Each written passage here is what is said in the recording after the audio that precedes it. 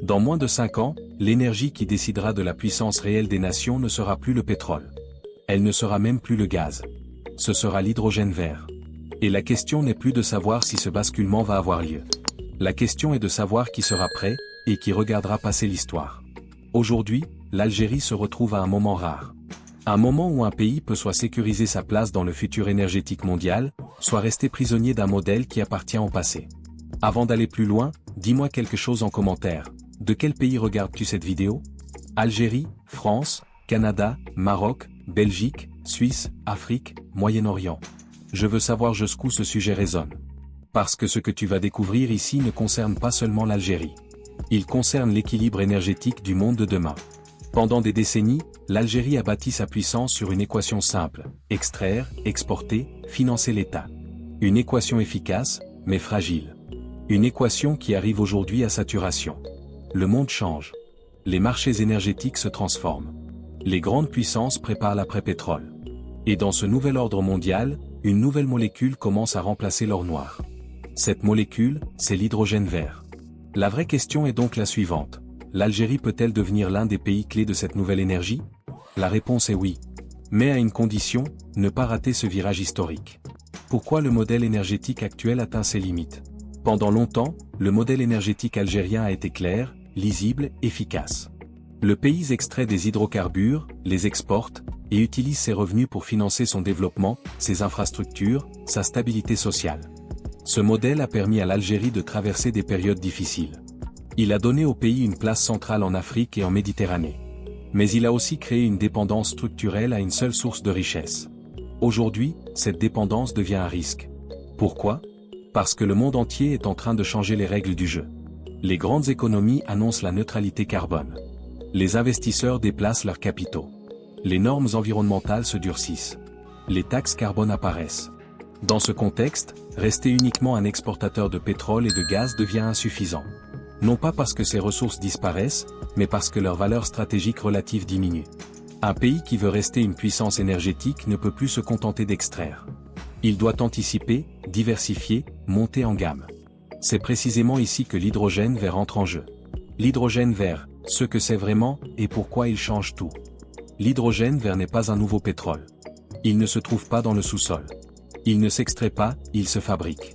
Il est produit grâce à un procédé appelé électrolyse, qui utilise de l'électricité renouvelable pour séparer l'eau en hydrogène et en oxygène. Ce qui rend l'hydrogène vert, ce n'est pas la molécule elle-même, mais la manière dont on le produit. Et pour produire de l'hydrogène vert à grande échelle, 3 éléments sont indispensables: une énergie renouvelable abondante et bon marché. De vastes espaces disponibles.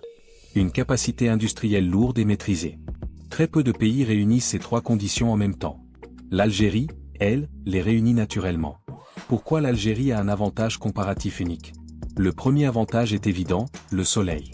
Le Sahara algérien possède l'un des plus forts taux d'ensoleillement au monde. Des milliers de kilomètres carrés exploitables. Peu de contraintes foncières. Aucune concurrence directe avec l'agriculture ou l'habitat. Là où l'Europe doit arbitrer chaque hectare, l'Algérie dispose d'une marge de manœuvre exceptionnelle. Deuxième avantage, l'expérience énergétique. Contrairement à de nombreux pays qui découvrent aujourd'hui les contraintes de l'énergie lourde, l'Algérie sait déjà gérer des réseaux complexes, exploiter des infrastructures massives, sécuriser des flux énergétiques, maintenir des installations critiques. Pipeline, stations de compression, ports énergétiques, maintenance industrielle. Tout cet écosystème existe déjà. Il ne s'agit pas de créer une industrie de zéro, mais de transformer et prolonger une expertise existante. Troisième avantage, la position géographique. L'Algérie est à la porte de l'Europe. Le principal marché futur de l'hydrogène vert est déjà identifié. L'Europe en transition énergétique cherche des fournisseurs proches, fiables, stables politiquement, capables de produire à grande échelle. Peu de pays peuvent répondre à ces critères simultanément. L'Algérie en fait partie. L'effet d'entraînement sur toute l'économie. Ce que beaucoup sous-estiment, c'est que l'hydrogène vert n'est pas seulement une énergie à exporter. C'est une chaîne industrielle complète.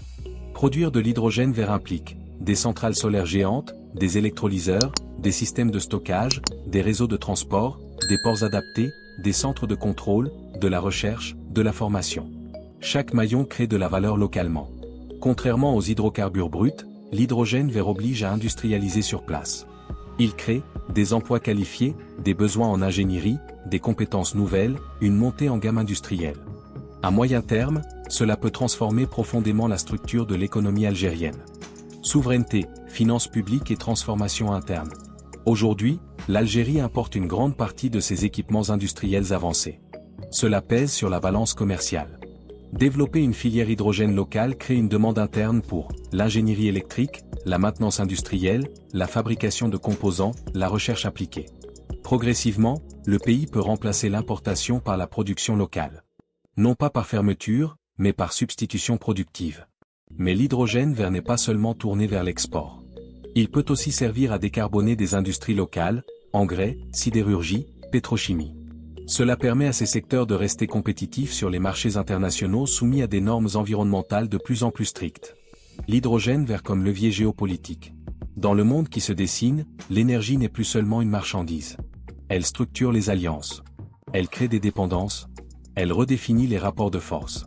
Les contrats d'hydrogène vert sont des contrats de long terme. Ils lient les partenaires pour des décennies. Une fois les infrastructures construites, les relations deviennent structurelles. Pour l'Algérie, cela signifie une influence durable, une crédibilité stratégique renforcée, un rôle central dans la transition énergétique. Mais cette opportunité comporte un risque majeur, répéter les erreurs du passé. Exporter sans transformer. Produire sans maîtriser. Dépendre totalement des technologies étrangères. La vraie bataille ne se joue pas seulement dans le désert. Elle se joue dans la gouvernance, la formation, le transfert technologique, la planification industrielle. Un choix de trajectoire historique. L'hydrogène vert n'est ni une mode, ni une promesse abstraite. C'est une transformation déjà en cours. Pour l'Algérie, il représente une opportunité rare. Passer d'une économie énergétique rentière à une économie énergétique intégrée, industrielle et stratégique. Le pays a les cartes en main, ressources naturelles, espace, expérience, position géographique. Mais ces cartes ne valent rien sans vision. Le risque majeur, rater le virage comme d'autres avant. Chaque grande transition énergétique de l'histoire a créé deux catégories de pays. Ceux qui ont anticipé. Et ceux qui ont suivi trop tard. Dans les années 1970, certains pays ont compris que le pétrole allait structurer la géopolitique mondiale. Ils ont investi, sécurisé, négocié, industrialisé. D'autres ont regardé passer l'opportunité. Aujourd'hui, l'hydrogène vert joue exactement le même rôle. La différence, c'est que cette fois, la fenêtre est plus courte. Le risque pour l'Algérie n'est pas de manquer de soleil.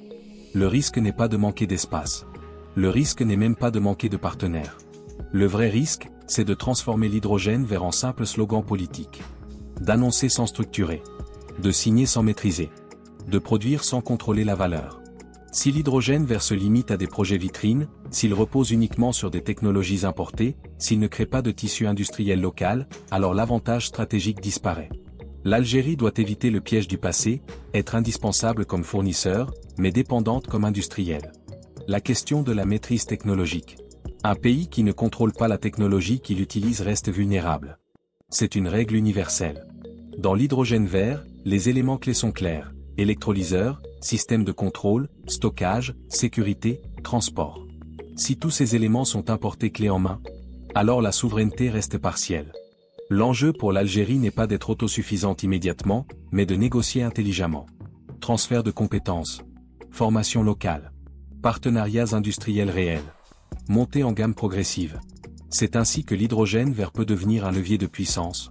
Et non une nouvelle dépendance déguisée. L'impact social et générationnel.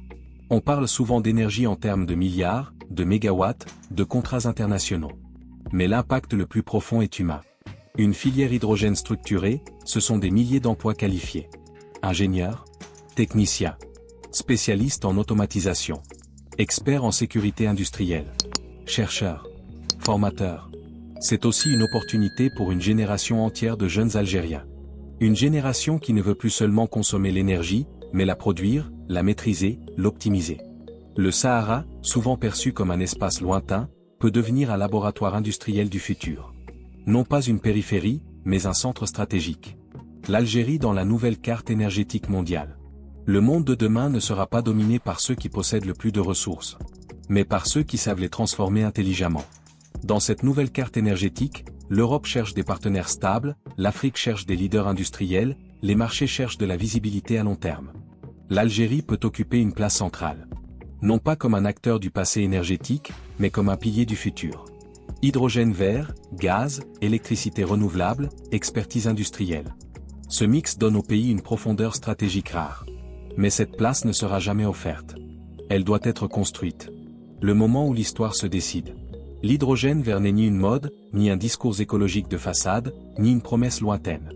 C'est une transformation profonde du système énergétique mondial, déjà en cours, déjà financé, déjà structuré.